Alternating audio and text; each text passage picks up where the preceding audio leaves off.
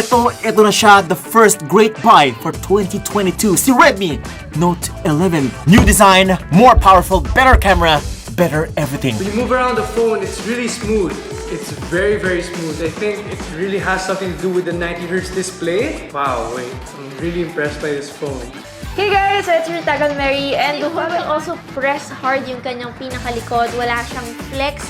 So para sa akin, it's a very solid device para sa isang budget phone. Technically, si Xiaomi ang magsaset ng standards when it comes to the performance of the budget lineup. Pero, ang masasabi kong pinakapanlaban talaga nitong Redmi Note 11 ay ang display. Ito yung unang Xiaomi phone under 10,000 pesos na may 90Hz AMOLED panel.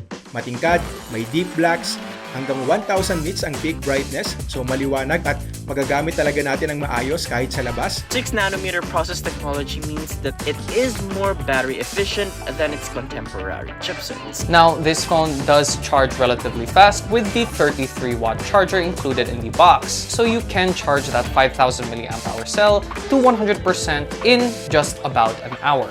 Sobrang ayos talaga ng gameplay ko. And talaga na-impress ako hindi lang doon sa performance ng chipset natin, pero doon sa responsiveness din ng screen natin.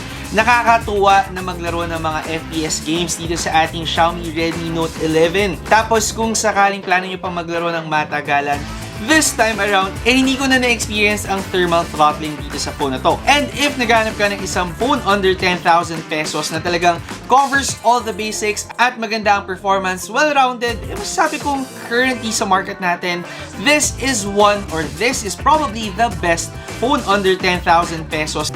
Oh my gosh! Guys, kita lahat ng pores ko.